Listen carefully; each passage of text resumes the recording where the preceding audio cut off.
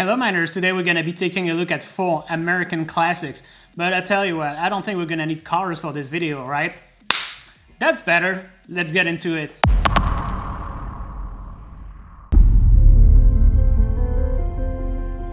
There was a time where mining was glorified.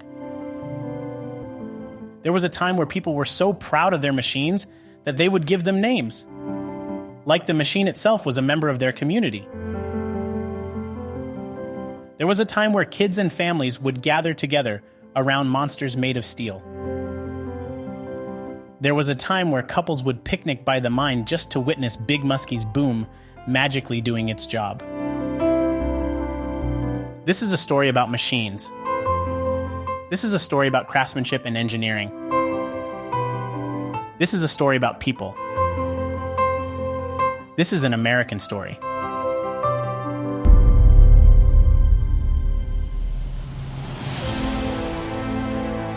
There is no American history without a company called Bucyrus Erie. Founded in 1880 in the state of Ohio, the brand quickly became a staple in the mining industry.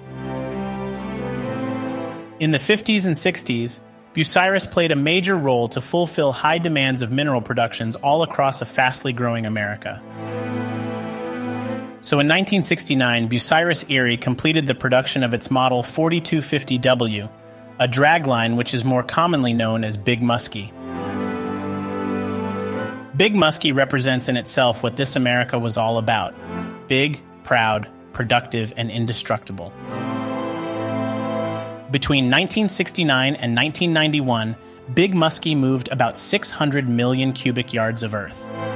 Its weight of 13,000 tons and its bucket of 220 cubic yards make it till this day the biggest mining dragline ever built. Sadly, in 1999, people who had learned to live around Big Muskie had to say goodbye to this machine that, in many ways, was part of their everyday life.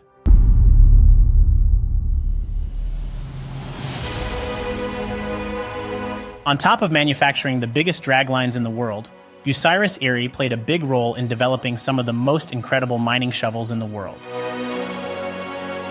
In 1963, the American company completed building its Model 1850B, better known as Big Brutus.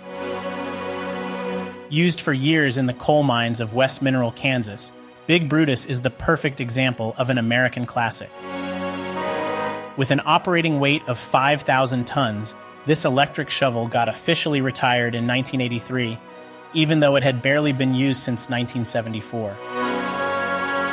Big Brutus was saved from a sad destiny by being turned into a museum that attracts, to this day, thousands of tourists every year.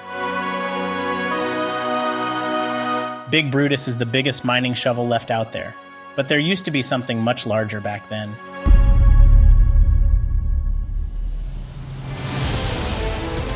Two years after Big Brutus was completed, American company Marion finished putting together their Model 6360, another mining shovel that remains till this day, the biggest shovel ever built. Going by the name The Captain, this incredible machine had features like no other equipment out there, including a carriage that allowed other equipment such as trucks and dozers to pass underneath it while stripping 2 seams of coal at the same time. The Captain weighed about 15,000 tons, and it had a bucket capacity of 180 cubic yards. The 6360 was mounted on 8 crawler units assembled in pairs at each corner of the lower frame. Sadly, on the 9th of September 1991, the Captain was destroyed by a fire that put it completely out of service. Too expensive to fix and possibly worn out after a few intense decades at work, in 1992, the shovel was dismantled after having moved 800 million cubic yards of material during its life.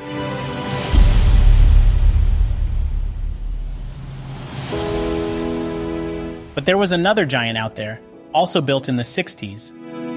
Built by Bucyrus Erie, the 1950B, better known as the Silver Spade, operated in Ohio until 2006. The machine was named Silver Spade because of its shiny aluminum skin. It had a bucket capacity of 105 cubic yards and an operating weight of 14,000 tons. The machine was equipped with 2 1,000 horsepower electric motors, which made it one of the most powerful mining shovels of its time. Knowing the monster shovel would probably disappear forever, a group of people tried to save it from being scrapped.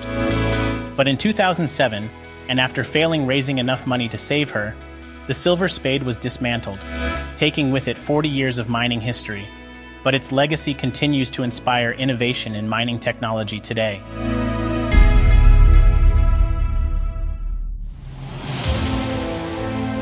Today, oversized shovels and draglines got replaced by smaller equipment, including fleets of hydraulic excavators and haul trucks. But beyond the operating cost, and beyond their impact on local landscapes, these incredible machines are now part of American history, a history made of pride, power, and efficiency. There is a chance that we'll never get to see monster machines like these ever again. There is a chance that these American flagships will even be forgotten in the next decades to come.